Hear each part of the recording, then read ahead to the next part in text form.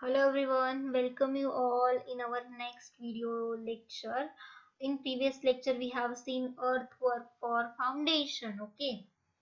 Various methods to support the loose soil. Now in this video we are going to learn earthwork for embankment.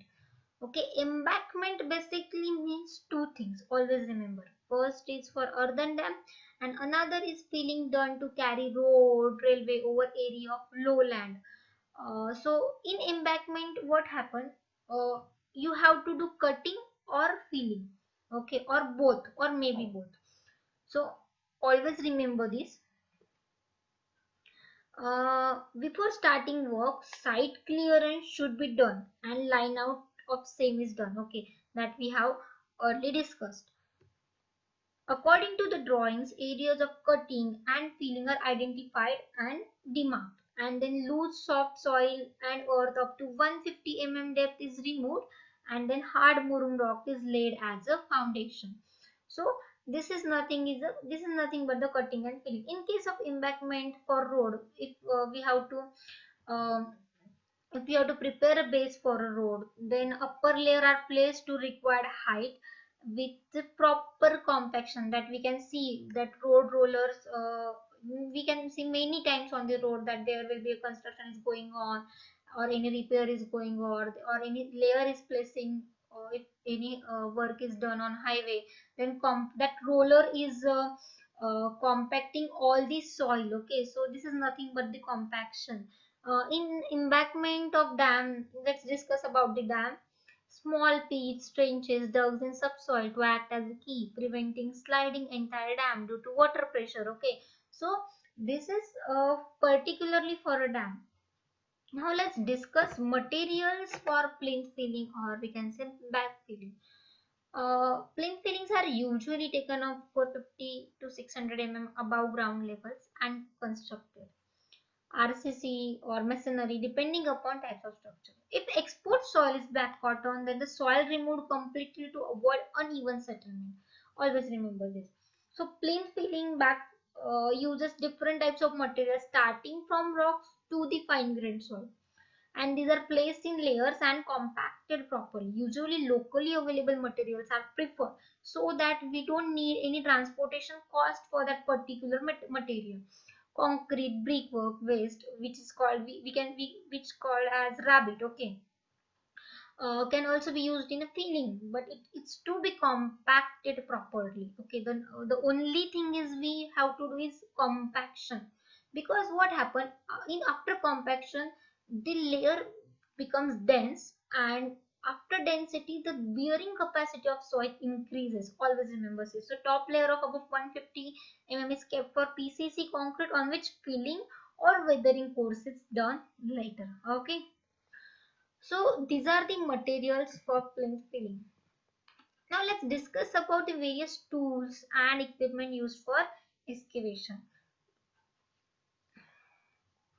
As in last year, in construction material, we have discussed the various tools. Okay. Similarly, in building construction also, we have to discuss some tool. We have to study some tools and equipment used specially for excavation. So here is the list: spade, fowler, pickaxe, crowbar, rammer, wedges, boning rod, sledgehammer, basket, iron pan, line, and pins. So these are these tools and equipments you have must known as you will be as at it can as you can see anywhere in our day-to-day life. Okay, here I'm showing the images of every tools and equipment. So this first one is spade, this is fowler, third one is pickaxe, this is fourth one is a crowbar, this is rammer, this is boning rod, okay, sledgehammer, then basket, pan, and then lastly line and pin. So all these equipments we have needed, all the tools we have needed, particularly for construction or for excavation. Okay, these are here I'm showing you some most advantageous machinery like heavy earth moving equipments for construction. So this is motor graders. Here is a trencher, common dump trucks, excavators, scrappers, backhoe loaders, bulldozers, skid steel loaders. So these are the all the heavily equipped or heavy machinery which is used for earth moving purpose. Okay, if work is large in quantity. So now let's start with the foundation, our new topic of this chapter. As we know that for what we construct foundation, to support structure, to for the stability of the structure, to prevent unequal settlement, okay, to prevent overturning of the structure. So this what foundation do? So we can simply define it, it is the lowest part of structure below ground level, which provides a base for the superstructure, which after that which transmit the load of superstructure to the subsoil. So this particular element is called foundation. And we discuss its purposes, its function also. Okay, so there are number of there are type of mainly two type of foundation, as I earlier discussed in previous video, that deep foundation, shallow foundation, and deep foundation. Shallow foundation are those uh, if its depth is less than or equal to its width. Okay, so this foundation we can say shallow. And if it's not, means if depth is more than its width, then it will be considered as a deep. So these are the types of the foundation. Now let's discuss it one by one. What are the types of a shallow foundation, what are the types of the deep foundation? Let's see it. Okay, go ahead. Shallow foundation. So as I said, depth, if depth is less than or equal to width, then it will be considered as shallow. Okay, so there are number of shallow foundation. First is strip or say wall footing, column footing, combined footing, staff footing, raft footing, grillage foundation. So these are the type of shallow foundation. Here are the images particularly of strap footing. The horizontal member which is connecting two columns. Okay, this is called as strap, and hence this footing is called strap footing. Clear? So these are the various different shapes or different sections of strap footing, and your plan and sections of strap footing. You can see in this image. Okay, here is the first plan, and here is a section of that particular plan. Here is another. Here are total three images I have given to understand the strap footing. You can design any way for the any method for a strap footing. Then another is sprayed footing.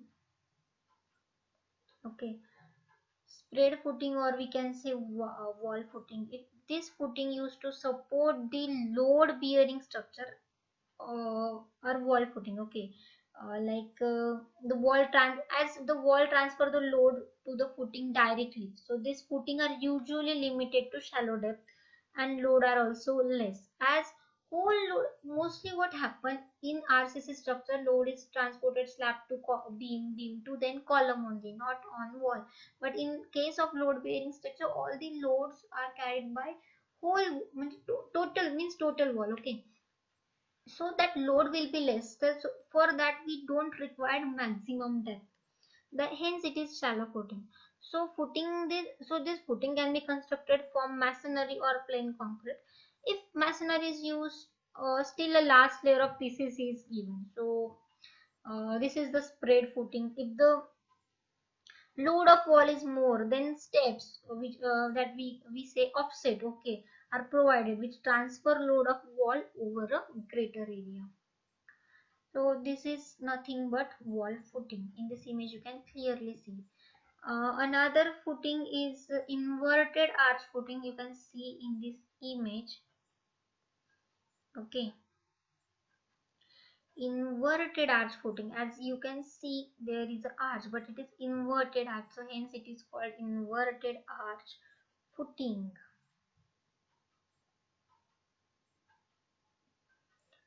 Uh, this is column footing.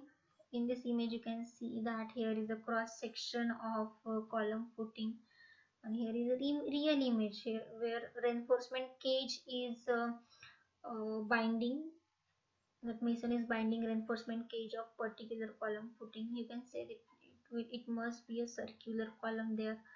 There will be a circular column. It also called isolated footing as it is single. Okay, isolated footing are provided to every individual column separately. Then transfer of load is through spread of footing over area. In case of newly loaded column, greater spread is we require greater spread. Okay, so here stepped and isolated footing we can see. Okay, in this image. Various materials are used in construction of this type of footing like RCC, PCC, masonry, etc. Okay, and footing shapes may be vary like square, rectangular, or circular, any kind of. Okay, so this is nothing but column footing. Now in this image you can see here is two columns and single base. So this is nothing but combined footing. This type of footing is called combined footing. A footing supporting two or more columns is termed as combined footing. Sometimes a wall may be supported on the footing, that is we can say composite structure. This footing is constructed in RCC. Always remember this. Okay, this is the combined footing. Then here is a grillage foundation. What happens when below, when subsoil is loose, then in for a shallow foundation we can provide grillage foundation. What happens, whole load of the structure it will distribute or it will transfer to soil in two layers. First form is iron plate and another form is grillage, or this is, and then on concrete pad. So in two layers, that load will be transferred to subsoil, so there will be no settlement. Okay, or uh, no any type of foundation unsettlement. So this is called as grillage foundation. Here is a raft foundation, another type of shallow foundation. This is provided at the base of whole structure. Okay, whole structure, uh, below the base, as the base of whole structure, not only for column, not only for wall, for all over, below the all over structure surface, like so this is like a pad foundation or a mat foundation, like a mat, hence it is also called mat foundation, raft foundation, or a pad foundation. Okay, so here this is all the type of shallow foundations. If you have any doubt then ask me. Okay, thank you so much everyone.